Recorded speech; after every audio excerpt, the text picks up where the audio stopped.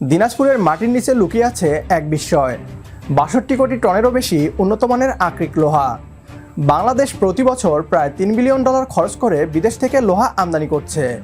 প্রতি বছর এই বিশাল অঙ্কের টাকা আমরা বিদেশে পাঠিয়ে দিচ্ছি কেবলমাত্র লোহা আমদানির জন্য।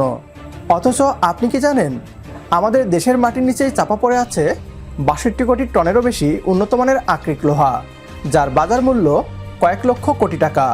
প্রশ্ন হলো, দেশের মাটির নিচে সম্পদ রেখে কেন আমরা চড়া দামে বিদেশ থেকে লোহা কিনছি? কেন রডের দাম আজ সাধারণ মানুষের নাগালের বাহিরে? আজ পর্দাফাশ করব সেই অদৃশ্য দেয়ালের, যা আমাদের স্বনির্ভর হতে দিচ্ছে না। দিনাজপুর জেলার হাকিমপুরের ইসবপুর খনি, যেখানে পাওয়া লোহার বিশুদ্ধতা 65% উপর, যা ভারত বা অস্ট্রেলিয়ার খনির চেয়েও উন্নত। এই খনি কেবল লোহা নয়, এটি একটি আস্ত রত্নভাণ্ডার। এখানে যে ম্যাগনেটাইট লোহা পাওয়া গেছে তার সাথে মিশে আছে তামা, নিকেল এবং ক্রোমিয়ামের মতো অত্যন্ত মূল্যবান সব ধাতু। হিসাবটা খুব সহজ। আমরা প্রতি বছর 50 থেকে 65 লাখ টন লোহার স্ক্র্যাপ আমদানি করি। যদি এই খনি থেকে লোহা উত্তোলন শুরু হয়, তাহলে আগামী 30 বছরে বাংলাদেশের সাশ্রয় হবে প্রায় 1.6 লাখ কোটি টাকা। একটু ভেবে দেখুন, নির্মাণ সামগ্রীর দাম বর্তমানের চেয়ে প্রায় অর্ধেক কমে আসতে পারে। সাধারণ মানুষের নিজের একটা বাড়ি করার স্বপ্ন তখন আর স্বপ্ন থাকবে না। দেশের অবকাঠামো খাতে আসবে এক বৈপ্লবিক পরিবর্তন। কিন্তু প্রশ্ন হচ্ছে, এত বড় সম্ভাবনা থাকার পরও কেন আমরা এখনও এই খনি থেকে লোহা তুলতে পারছি না? এর পেছনে রয়েছে দুটি বড় কারণ। প্রথমত, প্রযুক্তিগত চ্যালেঞ্জ। এই লোহার স্তর রয়েছে মাটির প্রায় 1300 থেকে 1750 ফুট গভীরে। এত গভীর থেকে খনিজ উত্তোলন করা সহজ কাজ নয়।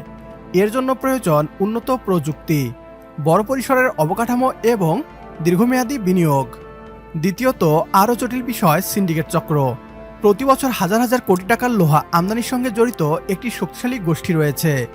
দেশীয় উৎপাদন শুরু হলে তাদের ব্যবসা ক্ষতিগ্রস্ত হবে, এটা তারা কোনোভাবেই চাইবে না। ফলে অদৃশ্য বাধা তৈরি হয় উন্নয়নের পথে। তাদের এই অদৃশ্য হাত কি আদৌ চায় বাংলাদেশ নিজের পায়ে দাঁড়াক? দেশপ্রেম বনাম গুটি কয়েক ব্যবসায়ীর স্বার্থ, এই লড়াইয়ে হেরে যাচ্ছে সাধারণ মানুষ। তবে কি আমরা হাত গুটিয়ে বসে থাকব? কখনোই না। দেশের সম্পদ মাটির নিচে ফেলে রেখে বিদেশের পকেট ভারী করার এই সংস্কৃতি বন্ধ করতে হবে। সরকারকে এখনই আন্তর্জাতিক বিশেষজ্ঞ দল নিয়োগ করে একটি সুনির্দিষ্ট অ্যাকশন প্ল্যান তৈরি করতে হবে। প্রয়োজনে সরকারি বেসরকারি অংশীদারিত্ব, পিপিপি বা বিদেশি বিনিয়োগের মাধ্যমে দ্রুত কাজ শুরু করতে হবে। আমরা যদি মহাকাশে স্যাটেলাইট পাঠাতে পারি, সমুদ্রের তলদেশ থেকে গ্যাস তুলতে পারি, তবে কেন মাটির নিচ থেকে লোহা তুলতে পারবো না? প্রিয় দর্শক, এই লোহা শুধু একটি খনিজ সম্পদ নয়, এটি বাংলাদেশের অর্থনৈতিক স্বাধীনতা, শিল্প নিরাপত্তা এবং স্বনির্ভরতার প্রতীক।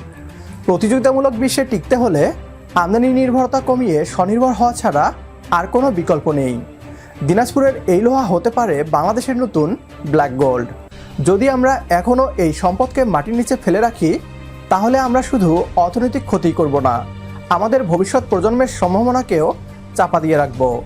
শেষ প্রশ্নটা আপনাদের জন্য, আমরা কি আমদানি নির্ভর দেশ হিসেবেই থেকে যাব, নাকি নিজের সম্পদ ব্যবহার করে মাথা উঁচু করে দাঁড়াবো? কমেন্ট বক্সে জানিয়ে দিন আপনার গুরুত্বপূর্ণ মতামত।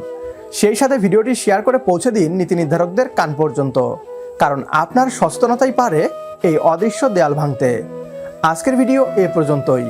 পরবর্তী ভিডিও দেখার আমন্ত্রণ জানিয়ে বিদায় নিচ্ছি আজ। আল্লাহ হাফেজ।